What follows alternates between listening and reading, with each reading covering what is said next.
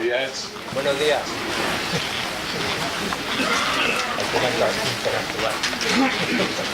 Bueno, en primer lugar quisiera agradecer especialmente al conjunto de maestros de escuela de este parque. Siento que después de 8 años comienzo a devolver el regalo que se me dio con la entrada a escuela de una forma más manifiesta y que por fin empieza a cumplir con la respuesta que di a aquella segunda pregunta que se me hizo.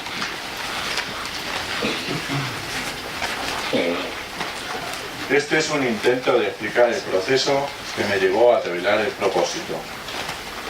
Después explico el momento en que revelé mi propósito, el comienzo de mi investigación en la monografía y algunos descubrimientos sobre el propósito.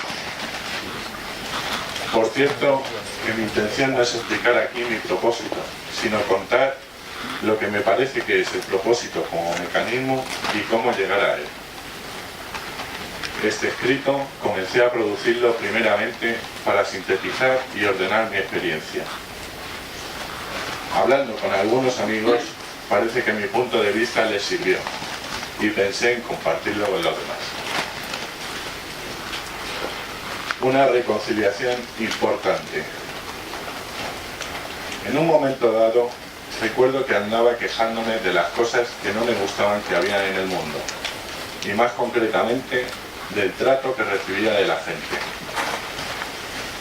Conforme lo iba explicando, me iba acalorando, me iba enfadando cada vez más, hasta que en el momento álgido me di cuenta que el trato del que me estaba quejando era partícipe también yo.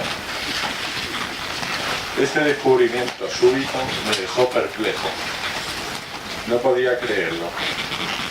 En aquel momento tomé la decisión de dejar de quejarme y poner por encima de mis creencias y razones, de tratar al otro indiferentemente de si me caía bien o mal, del modo en que yo quería ser tratado.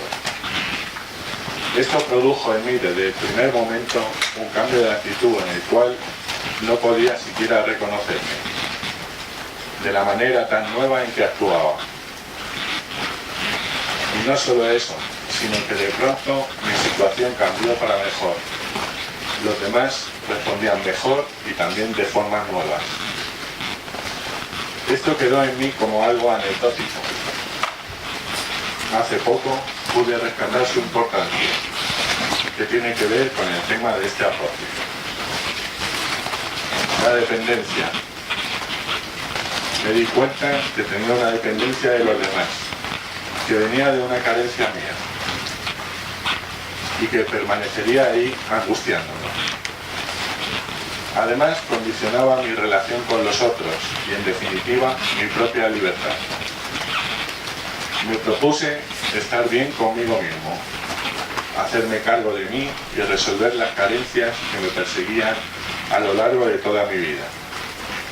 Vencer a la sombra de mi corazón. Me propuse vencer mi desidia y hacer todo aquello que se me ocurriera que podría ayudarme a estar mejor y con más energía. Desde que comencé ese intento, había dejado de sentirme solo. En muy pocas ocasiones asomaba la sombra de aquel fantasma y pasaba rápido. La dependencia del afecto también fue disminuyendo paulativamente. El vacío y su importancia. Creo que esta situación de falta de referencias, de búsqueda y de enfrentarse a las dificultades de uno claramente, junto con liberarme de la soledad y haber avanzado en la dependencia emocional, es una situación necesaria para revelar el propósito. ¿Cómo podría revelarse el propósito con un trasfondo que continuamente busca la compensación de las necesidades? La revisión del proceso. Noté una aceleración de mi proceso cuando comencé a hacer revisiones mensuales en grupo. Poco a poco, me parece que estas revisiones mensuales, junto con su propósito, conseguían darme permanencia. Cada vez tenían más experiencias significativas e inspiraciones. Creo que liberarme de la soledad de la dependencia emocional, junto con estas revisiones, me posibilitó empezar a sentirme bien conmigo mismo y más tarde deberá del propósito, la revelación. Un día, hablando con un familiar, le hablé de mis problemas y mis intentos de superarlos. Me dijo que siempre estaba con el mismo tema, y la verdad es que así era. Esto de que siempre estaba con lo mismo me dio que pensar. En aquel preciso momento empecé a preguntarme si era algo que permanecía a lo largo de mi vida, tal vez pudiera tratarse de un propósito vital. La verdad es que siempre me lo había tomado como una rareza mía.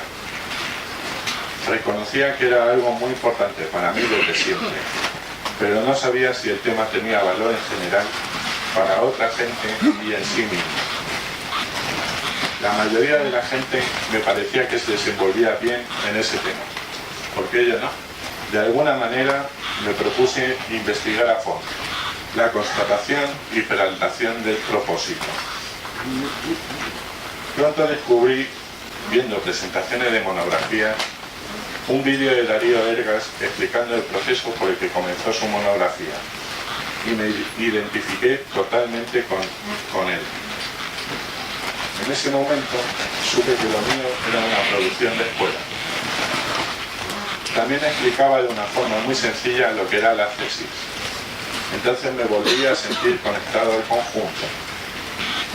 Esto, junto con el nuevo interés por mi tema, me animó a ir a las reuniones del parque, el cual fue uno de los lugares de investigación de campo.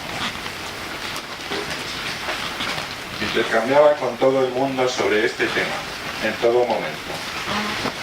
Mi tema fue ganando en valor, revisando materiales, hasta hace poco donde encontré toda su fundamentación. También observé en mis notas y escritos que todos estaban referidos a este tema y con el mismo interés. Me alegró ver que no tenía que partir de cero, sino que todo en mi vida ya estaba relacionado con eso.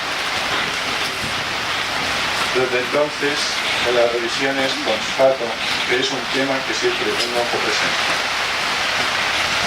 No tengo que hacer un esfuerzo para recordarlo o no olvidarme de él. Esta es una de las características del propósito más importantes para mí. El propósito debe de estar siempre. Si no, es otra cosa, no cumple su función. De tanto en tanto, escribía mis comprensiones, dudas, mi proceso y experiencias. De velar, peraltar y reconciliarse con el propósito tiene sus dificultades. Pero ¿cómo reconciliarse con el propósito? Digo, reconciliarse con el propósito por lo siguiente. Para mí, el propósito es lo más importante, lo más querido, y por eso mismo con lo que tenemos más dificultades. Es un aspecto de la vida donde buscamos su sublimación, y por eso continuamente cometemos errores. Lo queremos perfecto. Es algo innegociable, algo que no se puede adulterar, donde no se pueden hacer concesiones. Es precisamente lo que falta en el mundo. Un ideal, una utopía, es traer el futuro al presente. Está ligado a nosotros desde siempre en lo más profundo. Tal vez tuviéramos una íntima sospecha que abrigábamos en lo más profundo de nosotros. Una sospecha de que otro mundo era posible. Tal vez fuera corroborada, para nuestra sorpresa, en una experiencia de reconocimiento al conocer el Siloé. En esa sospecha quizá podríamos observar el germen del propósito. Es con lo que siempre hemos estado y lo que seguiremos estando, más allá de lo circunstancial, de las etapas de la vida, de los éxitos y fracasos, y más importante aún, más allá de la muerte. Tiene que ver con lo trascendental y corresponde a ese plano alto y profundo. Lo queremos de una forma tan pura que es lo que más hemos criticado, es por lo que más nos hemos enfadado. Esperamos eso del mundo y por supuesto que no nos lo da, porque no lo tiene. Entonces ese enfado hay que reconciliarlo, hay que convertirlo. Porque es lo más querido para nosotros y falta en el mundo que debemos trabajar para producirlo en él. Y ahí que es una reconciliación. De nuestro mayor enfado y exigencia lo convertimos en acción válida y con sentido en sí misma. La carga energética ya está, solo hay que transferirla. Es nuestra forma de aplicación en el mundo, nuestro aporte, y precisamente es lo que menos hemos hecho. Podríamos tratar de rastrearlo justo en lo contrario, en lo que no hemos hecho. Y solo en unas pocas ocasiones en la vida, en los momentos de mayor inspiración y plenitud, hemos trabajado a favor de este propósito. Es lo que siempre ha estado y estará, por lo que siempre nos hemos movido, lo que nos ha guiado durante toda la vida. Este propósito exige una investigación. Si de verdad es importante para nosotros, estamos exigidos a revisarnos continuamente. Es gracias a él que trabajo el estilo de vida, porque está conectado a todo lo cotidiano. Sin él, el trabajo es tedioso.